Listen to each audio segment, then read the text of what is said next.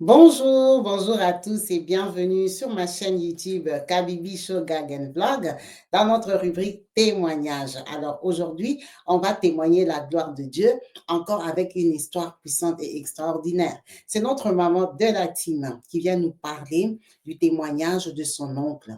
C'est une maman, une vraie, une sistou qui a déjà témoigné plusieurs fois sur cette chaîne. C'est une maman qui vit au Canada, une maman camerounaise que je salue. Merci beaucoup maman pour ta présence sur la chaîne. Alors, je fais le choix de l'appeler Maman Kelly. Alors, Maman Kelly, aujourd'hui, elle vient nous partager l'histoire de son oncle. Elle nous dit ceci. Son oncle était tellement proche de son père, ok? Son oncle que je fais le choix d'appeler Louison. Il était très proche de son père, à tel point qu'ils ont acheté des maisons sur la même avenue. Ils étaient tellement amis qu'ils ont décidé de vivre l'un à côté de l'autre. Alors, son oncle était marié à une très belle femme qui s'appelait Tchala. Tchala, quand elle est entrée dans la famille, tout le monde était d'accord avec l'oncle parce que Tchala brillait. Tchala, c'était la fille d'un riche. C'était la fille de Madame Annabelle et Monsieur Bruno. Monsieur Bruno avait beaucoup d'argent. C'était un monsieur connu vraiment dans la ville de Douala. Un monsieur vraiment un riche. Donc, tonton Louison a épousé la fille d'un riche. Elle vient au mariage, il n'y a pas de souci. Elle habite chez elle, elle met au monde un enfant, elle met au monde un deuxième et puis elle n'accouche plus. La famille de Louison commence à attendre 1 an, 2 ans, 3 ans, 5 ans. Tchala, toi tu étais venu au mariage pour mettre au monde 2 enfants. 2 seulement. Toi, tu es blanche. Mais ce n'est pas possible. Toi, quand même, tu es une fille des Douala. Toi, tu es une Africaine. Tu ne peux pas nous donner 2 enfants et puis c'est fini. La famille a commencé à murmurer. Louison, il faut que tu prennes notre femme. Tchala, elle n'accouche pas. Non, non, non, 2 enfants. Mais non, non, non. Louison, non, non, non, non, non. Donc, la pression de la belle famille. Tchala a circulé tous les hôpitaux de Douala. Elle n'avait pas de fibromes, on a opéré fibromes, on a lavé les ventres, comme on dit, on a pompé les ventres. Tchala était stressée. Elle est partie même à Yaoundé suivre. Oh, j'ai appris qu'il y a un gynécologue là-bas. Lui, vraiment, si tu pars là-bas, tu vas accoucher. Tchala a développé ce qu'on appelle le désespoir. Elle a vu comment le mariage lui échappait. C'est comme ça qu'elle est très stressée. C'est les gens des femmes maniaques, propres, toujours prêtes, la maison toujours arrangée et tout ça. Donc, une femme qui est devenue stressée dans le mariage à cause de sa belle famille. Un jour, Tchala, elle va au marché. Elle rencontre une femme. Bonjour, bonjour. Ah, bonjour. Oh, madame, s'il vous plaît. Oui. Oh, je voulais vous parler. Euh, Moi, comme je suis là, je suis voyante, je suis mandatée, je suis prophète, je ne sais pas, je suis quoi. Vous-même, vous savez un peu ce genre de personnes-là qui se promènent dans les marchés. Oh, je vois que, comme tu es là, tu as un gros problème. Tu as un gros problème. Je vois que ton papa est très en colère. Ton papa est très en... Son cœur est noir. La colère de ton papa. Non, non, non, non, non, non, non. Ça va te nuire. Va arranger avec ton papa. Il dit, madame, avec mon papa. Mais moi, je donne mon papa avant-hier. Ah. Elle dit, en tout cas, moi, je vois que ton papa est très en colère. Sa colère va te nuire. Va le voir. Tchala rentre chez eux. Elle va et trouve maman Annabelle. Hé, maman, regarde ce qu'on m'a dit au marché, ça.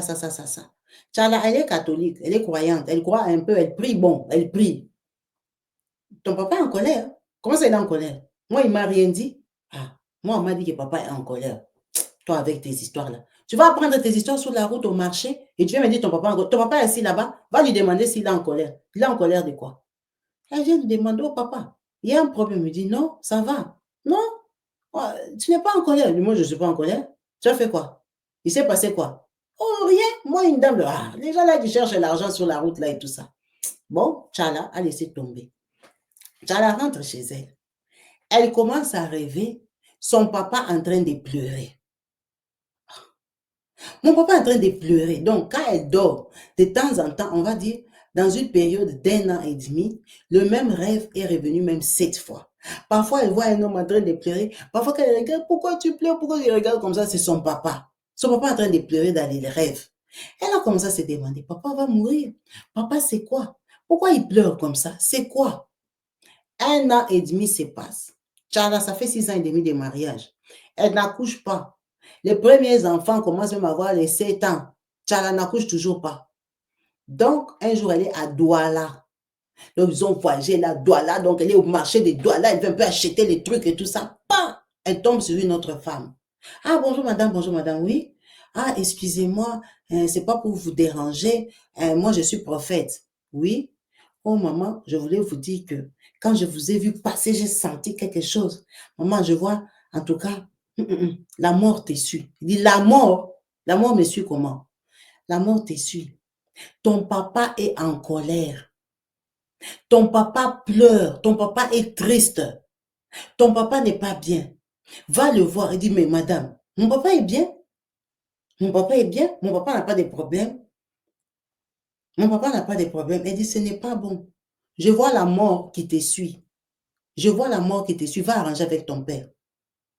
Ah, on m'a dit ça il y a 1 an et demi à Douala. On vient répéter ça à Yaoundé. Quand elle retourne à Douala, elle part voir sa maman Annabelle.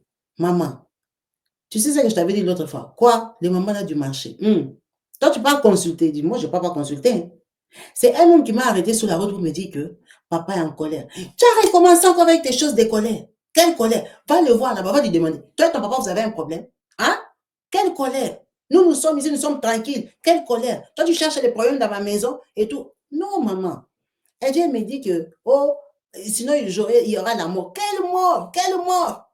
Oh, ça c'est quoi ça? Toi, tu écoutes n'importe qui sur la route et tout ça. Ton papa, est là-bas, va lui demander s'il est fâché. Ah, elle part. Elle va demander que le papa n'est pas fâché. Le papa est normal. Donc, elle laisse tomber l'affaire là. Finalement, il se passe 7 mois. Elle rencontre un monsieur toujours dans la rue. Un monsieur qui l'arrête. Ah, madame, s'il vous plaît, excusez-moi. En tout cas, je vais vous annoncer que la mort n'est pas loin. Elle dit, la mort de quoi? Oh, je vois que ton papa est en colère. Va demander à ton papa, va demander à ta maman, qui est ton papa? Pardon? Va demander à ta maman, qui est ton papa? Le message a changé à la troisième personne, au monsieur.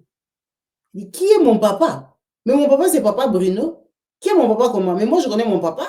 Mes parents, ils ne sont pas divorcés. Mon papa, c'est papa Bruno. Elle retourne tellement qu'elle est étonnée de ce que le monsieur lui a dit. Elle va raconter à son mari. Regarde, le monsieur là me dit que j'ai demandé qui est mon papa. Ton papa? Il y a un problème de papa chez vous. Je dis non. Chez nous, tous avons le même papa. On a grandi ensemble. Toi, mais tu connais papa. Ah. Maintenant, son mari lui dit, hey, ça devient grave. Hein. Carrément, qui est ton papa? Il faut aller demander à ta maman. Moi, je trouve que quand on va aller dimanche, on va demander à ta maman. Tu vas lui dire ça devant moi. On verra comment elle va réagir. Donc, ils partent dimanche.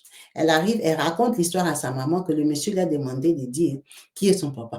La maman sursaute. Comment ça, qui est ton papa? Oh, le monsieur me dit qu'on doit me dire qui est mon papa et tout ça, sinon il y a la mort va m'attraper et tout ça. La maman dit, non, ton papa, il est assis là-bas. Moi, je ne connais pas une autre chose. Moi, je ne t'ai jamais montré notre papa. Toi, c'est ça ton papa. Papa Bruno, c'est ton papa. Point barre. Elle rentre, le cœur n'est pas en place. Parce que la façon que la maman avait réagi, devant son mari, ils se sont doutés de quelque chose. Donc, elle rentre chez sa mère toute seule. Maman, dis-moi la vérité. Le monsieur là m'a dit que tu me dises la vérité. Maman, qui est mon papa? Maman, si tu ne me dis pas, moi, je vais aller au village. Tu sais que moi, je suis l'aînée. Maman, qui est mon papa? La maman ne dit rien. Maman, qui est mon papa? Elle a dit, tu as dit, tu vas aller au village. Va au village. Va au village, va demander qui est ton papa. Je vais te montrer combien de papas. Elle a dit, ok, d'accord, je vais aller au village. Donc, elle reste. Finalement, sa maman envoie quelqu'un pour venir l'appeler. Quand elle revient, Sa maman lui raconte, oh, assieds-toi là-bas, je vais te dire quelque chose. Moi, je ne sais pas si c'est vrai ou c'est faux.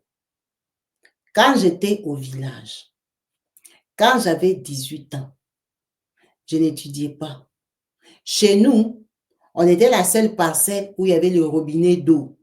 L'eau coulait chez nous, l'eau ne s'est fermée jamais. Il n'y avait pas de panne d'eau. Tous les gens du village venaient puiser l'eau chez nous. C'est comme ça que moi j'ai grandi. J'étais connue dans les quartiers. Donc, chez nous là, notre voisin, dans la rue, hein, quelqu'un qui habitait à 2-3 pâtés des maisons, on va l'appeler Pépoulé. Pépoulé, c'était un villageois. Pépoulé faisait les champs. Son père aussi. Donc, Pépoulé, c'était un garçon fort.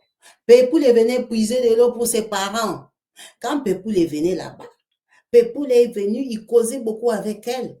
Un jour, Pépoulé et sa mère viennent dire à sa maman, à elle, maman Annabelle, que Pépoulé cherche une femme. Pépoulé aime Annabelle. Est-ce qu'ils sont d'accord que leur fils Pépoulé prenne la main d'Annabelle qui n'a pas étudié? Déjà, Pépoulé fait déjà, il a 1 euro, 2 euros. Donc maintenant, elle, Annabelle, elle ne fout rien. Elle contrôle les robinets. Donc, c'est une bonne opportunité. Pépoulé, quand même, il fait les champs. Ah, donc les parents demandent, ah, il n'y a pas de problème. Annabelle, tu connais déjà Pépoulé, non? Je connais Pépoulé, maman. Ok, comme tu connais Pépoulé, Pépoulé va venir te prendre. Il n'y a pas de problème. Nous, on a besoin seulement de la dot, la prédot et tout ça. Ils ont dit, il n'y a pas de souci. Donc, nous, on viendra se présenter. Venir se présenter, pas venir faire le toqué. Pas le toqué. Dire bonjour officiellement, comme la maman a accepté. Donc, ces jours-là, ils viennent avec des tontons, des Pépoulés et tout ça. Ils viennent 4-5 personnes. Ils viennent dans la maison pour dire que, vraiment, nous, à partir d'aujourd'hui, Annabelle peut venir chez nous, passer l'après-midi, cuisiner, manger, rester avec nous. En tout cas, donnez-nous la liste. Hein. Comme ça, nous, on va connaître déjà notre liste. Hein. Après, on va organiser le toqué-porte, la prédote, comme on dit chez nous, au Congo-Kinshasa. Donc, ces gens-là sont venus dire bonjour, bonjour officiellement. Quand ils sont venus dire bonjour, ils ont amené de la viande. De la viande, ils ont amené un truc symbolique, quoi. Ce n'est pas le toqué-porte, ce n'est pas la prédote, ce n'est pas la présentation, c'est bonjour. Donc, quand ils disent bonjour, et on leur dit bonjour. Ils sont contents. Pépoulé, un garçon comme Pépoulé, qui fait les cultivations. Qu'est-ce qu'il va faire? Il a attrapé Annabelle. Il a piétiné, non? C'est un petit garçon. Il a piétiné Annabelle. Ah, donc lui aussi, il voulait goûter pour savoir que bientôt j'aurai une femme. Je vais savoir comment on vit avec une femme. Donc il a piétiné Annabelle. Annabelle s'est acceptée parce qu'il savait que les Pépoulés sont partis se présenter pour venir faire le toqué-porte. Quand on piétine Annabelle comme ça, c'est pendant 2 semaines, Annabelle tombe enceinte. Maintenant, le jour que Annabelle a prévu que je suis enceinte, elle sait depuis mercredi qu'elle est enceinte. Elle a dit samedi, le jour du rendez-vous, quand je serai avec Pépoulé, je vais lui dire que je suis enceinte. Mercredi, ils reçoivent de la visite d'une voisine qui habite aussi en bas à 2 avenues de chez eux. Parce que la présentation, le bonjour de Pépoulé, personne n'est au courant parce que Pépoulé vient tous les jours chez eux, il vient puiser de l'eau comme tout le monde. Donc, c'est un truc insignifiant. Ce n'est même pas un truc qu'on peut raconter au quartier. Ce n'est pas le toqué-porte. Quand ils allaient venir faire le toqué-porte, tout le monde allait savoir. Donc, leur bonjour là, personne ne connaissait. Et puis, les parents ne savaient pas qu'on a piétiné Annabelle. Donc, une maman qui habite à 2 rues vient chez les mamans Annabelle. Oh, bonjour ma sisto. Oh, ça va? Oui. Moi, je suis la maman de Bruno. Bruno, oui, je suis la maman de Bruno. Bruno, mon fils, il étudie à Douala. Mon fils a terminé là-bas et il m'a demandé une femme. Et moi, comme je vois Annabelle ici, Annabelle a toutes les qualités des femmes. Donc, moi, j'ai pensé à Annabelle. Bruno est à la maison. Je ne sais pas si toi, tu es d'accord que ta fille aime mon fils Bruno. Elle m'a dit, Maman Kabibi, à l'époque, quand quelqu'un venait de Douala, de Yaoundé, c'était comme un Américain. C'était comme au Sophia in London. C'était comme un Américain, un dur gars, un frais, un beau gosse. Le gars, il venait des Douala. Il parlait le bon français de l'école. Il était fonctionnaire. Hein? Ce n'est pas jackpot. Hum. C'est comme un benguiste vient t'épouser. Ils ont regardé, pardon, oui, moi, mon fils Bruno, il vient des Douala. Bien sûr qu'ils ont accepté. Ils ont nié les bonjours, ils n'ont même pas parlé de ces bonjours-là. Elle-même aussi, elle voulait. Elle ne connaissait pas Bruno. On les a présentés, elle a accepté. Quand elle accepte, Bruno la voit comme ça. Ah, Bruno, c'est un gars des Douala. Il va essayer un peu les petites villageoises là pour voir la villageoise ici danse comment. Hé! Une fille du village, elle va te faire monter, jeter au toit, donc elle va te troubler. Elle a piétiné Bruno. Pendant que elle devait dire samedi à son gars Pepoulé qu'elle est enceinte. Donc samedi, elle n'a plus rien dit. Elle est partie piétiner Bruno mercredi prochain, enceinte de Pepoulé. Donc Pepoulé, on ne lui a jamais dit qu'elle était enceinte. Bruno, comme il a l'argent, ils ont fait seulement piétinement d'une semaine. Bruno, avant de retourner à Douala, il a dit, maman, c'est mieux, j'ai la dot. On se connaît les familles. Elle-même aussi, elle est bien. Je vais encore attendre comme quoi. J'étais venu avec l'argent. On parle à doter. Ce n'est pas toquer porte, c'est doter. On lui a donné la liste du village. Tu fais avec quoi? Bruno, il avait l'argent. Il a doté directement. Donc, en 2 semaines, elle est devenue la femme légale légitime de Bruno. Bruno l'a épousée. Pour les intensément mariage dans la rue. Oh, c'est quoi? Oh, Annabelle s'est mariée à un gars de Douala. Pépoul était dépassé, mais Annabelle, elle m'avait piétiné pourquoi? Donc, Annabelle, chez eux, ils nous ont donné la liste. Nous sommes en train de chercher l'argent pour faire toquer porte. Et ils ont déjà pris la dot. Ah, Pepoul est un garçon villageois, il est venu chez les Annabelle. Oh, Annabelle, Annabelle l'a insulté. Sors de chez nous, tu viens me faire des troubles pour que mon benguiste des doigts là apprenne que moi, on vient se bagarrer pour moi par les garçons. Sors de notre parcelle. Les frères de Annabelle ont jeté Pepoul. D'ailleurs, vous viendrez puiser de l'eau ici. Eh, on a chassé même l'eau si on a interdit. Vous n'avez plus puiser de l'eau chez nous. Donc, ça fait un peu des palabres, mais les gens ne savaient pas pourquoi on a chassé la famille des Pepoulés qui ne viennent plus puiser de l'eau. Elle savait que c'est parce qu'il y avait le bonjour, mais dans son cœur, elle savait qu'elle était enceinte. Déjà, elle a déjà piétiné avec Bruno. Donc, la grossesse, c'est déjà pour Bruno. C'est comme ça qu'elle reste. Bruno la prend, Bruno l'amène à Douala. Quand elle arrive à Douala, tout se passe bien, elle s'installe dans une maison, en tout cas, tout. Elle est enceinte de 5 mois. Au deuil. Dans leur vie, il y a un deuil. Moi, Ndaya est décédée. Ndaya est décédée, c'est une maman. La maman, là, c'était la voisine vraiment gentille qui se connaissait. Donc, elle, Annabelle, là où elle est assise à Douala, elle est obligée de venir au deuil de Mwandaya. Mwandaya est morte. Donc, Annabelle vient enceinte de 5 mois.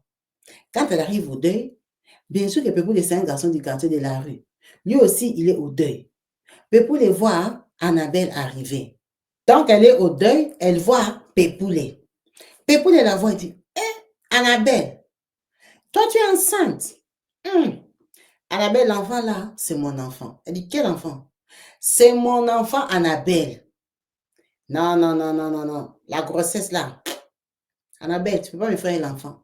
L'enfant là, c'est mon enfant. Annabelle l'a insulté au deuil. Toi, tu joues avec moi, Pépoulé. Qui est ton enfant? Moi, je suis mariée. Il faut me respecter. Je suis la femme d'un intellectuel. L'enfant de qui? L'enfant de qui? Pépoulé a dit, tu montes, tu descends. Moi, je ne me fais pas avec la grossesse. Annabelle, tu vas me donner mon enfant. Donc, il a dérangé Annabelle. Annabelle a poudré, elle a fui, elle a abandonné le village. Elle est partie, elle a mis au monde Tchala. Elle a mis au monde Tchala, qui est la femme de son oncle, la femme des vieux Lison. C'est Tchala. Annabelle met au monde Tchala. Elle dit à Bruno que c'est son enfant. Bruno reconnaît Tchala. Tchala grandit chez son papa, Bruno et Annabelle. Pendant que Annabelle sait très bien que Tchala, c'est l'enfant de Pépoulé.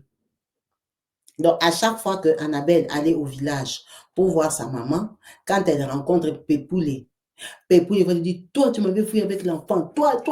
Donc, il a toujours menacé pour son enfant, Tchala. Annabelle a toujours aussi tenu tête et évité d'amener Tchala au village. Donc, ils évoluent comme ça. Tchala a grandi. Pepoule aussi est resté faire sa vie. Il s'est marié à 3 femmes. Il était devenu un gros polygame. Il a plein d'enfants. Donc, Pepoule a toujours dit à ces 3 femmes que sa fille aînée, c'est Tchala qui habite à Douala. C'est Tchala qui habite à Douala et que Tchala doit le rencontrer. Tchala, c'est son enfant. Le type là, Bruno, lui a volé l'enfant. Et vous savez que Pepoule, c'est un villageois. Donc, il agit comme il agit. Donc, la maman lui raconte ça. Tchala est très surprise. Elle dit à sa maman, elle, en tout cas, elle doit aller au village. Elle doit aller voir la famille de Pepoule. Elle doit aller voir Pepoule. Elle doit aller savoir. Sa maman lui dit non. Laisse tomber parce que Pepoule, il est déjà décédé. Les gens du village, mes parents et tout ça, m'avaient signalé que Pepoule, il est décédé. Il est décédé il n'y a pas longtemps, il n'y a même pas 2 ans. Donc, quand les gens l'ont chopé au marché, lui donnaient des nouvelles, c'est quand Pepoule était malade. Donc, ça la choque. Elle comprend bien que, ah, elle a un autre papa et c'est comme ça. Sa maman lui a gardé ça. Si ces gens-là ne l'avaient pas parlé sur la route, en fait, elle n'allait jamais savoir, quoi. Mais elle dit du coup à sa maman, je vais quand même organiser un départ. Je vais aller au village. Je vais aller les voir et tout ça. Sa maman lui dit pourquoi? Je ne veux pas que tu ailles au village. Tu vas aller susciter les choses. Je t'ai déjà dit, tu sais maintenant. Pourquoi tu veux seulement que tout le monde sache? Toi, tu veux détruire mon mariage avec Bruno. Toi, tu vas aller chercher une autre famille. Comme ça, Bruno saura que toi, tu as un autre papa. Patati, patata. Non, non, non, non, tu n'es pas papa. Elle et sa maman, elles se sont prises la tête contre ces voyages-là. Donc, elle s'en fout. Elle force, elle appelle sa grand-mère, qui est la maman d'Annabelle, la grand-mère. Oh, mamie, je vais venir te voir et tout ça. La grand-mère dit à sa fille Annabelle, ah, ta fille hein, est en train de venir au village. Elle vient le 19. Elle vient le 19, prenons qu'elle vient le 19 mars 2025. Donc, la maman, c'est ça. La maman va la voir. Qu'est-ce que tu veux me faire? Oh, moi, je pars là-bas, je pars là-bas, je pars là-bas. Bon, c'est passé. Là, quand sa maman est venue la voir, c'était le 11. C'est comme ça que le 11, elle dit à sa maman qu'elle va carrément partir. Et le 15, elle sort pour aller faire les courses pour acheter les trucs pour aller avec au village. Elle est sur la moto. Directement, le monsieur de la moto entend seulement, hé, elle est restée derrière, elle est restée derrière, elle est restée derrière. Qui est resté derrière? Les gens commencent à lancer les pieds à la moto, arrête-toi, arrête-toi. Quand il s'arrête comme ça, il regarde. Tchala, la passagère, elle est tombée de la moto avec ses courses qu'elle avait achetées pour amener au village. Quand elle tombe là-bas, le monsieur de la moto, quand il veut rentrer, il voit les gens sont en train de lui mettre des pagnes. Il faut la précipiter, il faut laisser la moto, il faut appeler les taxis, il faut appeler les taxis. On la prend comme ça, on la porte. Elle était déjà décédée sous le coup. Elle est décédée sous le coup. Elle n'est pas allée au village, elle n'a pas vu la famille de son papa. Donc, ça fait le scandale. Comme son mari connaissait cette histoire-là, il savait pourquoi sa femme partait au village. Donc, on a dit que c'est sa propre mère, Annabelle, qui l'a bouffé. C'est sa maman qui l'a bouffé parce que sa maman ne voulait pas que cette honte-là sorte. Cette histoire-là sorte. Parce qu'elle, elle partait carrément au village. Et au village, ça allait s'ébruiter. Or, elle, Annabelle et Bruno, ils partent au village, non? Bruno, sa maman, elle habite toujours là-bas. Sa maman qui avait appelé sa mère pour lui présenter Bruno. Elle habite toujours au village avec la maman d'Annabelle. Maintenant, toi, tu vas aller raconter une histoire comme ça. Comme ça, toute la famille de Bruno sauront. Et puis moi, Bruno, je vais lui dire quoi? Ça ne peut pas marcher. Donc, tout le monde a conclu que c'est sa propre mère qui l'a sacrifié. Parce que sa mère ne voulait pas. Elle était contre. Tu cherches quoi? Tu as déjà bien grandi. Et Bruno avait beaucoup d'argent à Douala. Bruno avait beaucoup d'argent. Donc, cette fille-là, elle dit, moi, ma tante, la femme de mon oncle, elle a perdu sa vie comme ça. Elle a perdu sa vie parce que mon oncle avait des moyens. Mon oncle avait des moyens. Elle a laissé 2 enfants. Elle n'a plus jamais accouché. C'était une pauvre fille qui était entremêlée entre 2 familles de sorciers, son papa, sa maman et tout ça. Donc, elle a perdu la vie comme ça. Elle était venue partager ses témoignages. C'était par rapport à l'histoire qu'on avait racontée de la petite fille qui voulait connaître la famille de son papa, la fille de 23 ou 24 ans comme ça, qui voulait connaître la famille de son papa parce qu'elle avait dit à son copain qu'elle elle est Moulouba, pendant que son père adoptif, c'était un papa congolais de Brazzaville. C'est pour ça qu'elle m'avait raconté ce témoignage. Elle m'a dit qu'il faut faire très attention parce qu'il y a des secrets cachés dans les familles qui ne doivent pas exploser et être mis à nu. C'était pour nous dire que sa tante avait perdu la vie comme ça et que son oncle était resté un homme seul jusqu'à ses jours. Il ne s'est pas remarié parce que cette histoire-là l'a choqué. Ça l'a choqué. Ça l'a choqué de perdre sa femme comme ça. Elle est tombée de la moto. Même le monsieur de la moto n'a pas compris comment elle est tombée. Il n'y avait rien. C'était pas en grande vitesse, il n'y avait pas un trou, il n'y avait pas, la moto n'a pas bougé. C'est les gens qui l'ont signalé qu'il était seul. Lui, il n'a rien senti. C'est vraiment dommage parce qu'il y a des gens, pour leur réputation, ils sont prêts à sacrifier n'importe qui. N'importe qui, ça ne va pas passer. Parce qu'ils tiennent à leur honneur, ils tiennent à leur nom, ils tiennent à leur respect. Donc, toi, tu ne peux pas dire n'importe quoi sur eux. Et c'est comme ça que cette maman-là, elle a traité sa propre fille. Elle lui a ôté la vie pour garder sa fierté, pour garder sa vie, pour garder son mariage. Mais elle a ôté la vie de sa propre fille. En tout cas, cette maman-là, elle avait été chassée du mariage. Elle avait été chassée du deuil. Personne n'avait accepté qu'elle vienne pleurer, même mettre... Non, non, non, non. Elle n'a pas pleuré sa fille là où on a pleuré et on l'a enterrée. C'était le partage de notre maman pour nous éveiller, pour savoir qu'il y a des réalités avec lesquelles on vit, mais qu'on ne connaît pas. Qu'on ne connaît pas. Elle dit, imagine une histoire comme ça. Cette fille-là, elle s'est mariée, elle a mis au monde 2 enfants, mais elle ne savait pas que elle n'était pas l'enfant de son papa. C'était un enfant, genre, adopté. En vous remerciant tous d'avoir suivi cette vidéo jusqu'à la fin. Merci beaucoup, maman, pour ton témoignage. On attend encore beaucoup d'autres témoignages. N'hésitez pas à me contacter sur le 0033 6 29 57 24 87, qui est le numéro de la chaîne pour partager votre histoire. Sur ce, je vous dis à la prochaine. Merci beaucoup. Peace and love chez vous. Bye.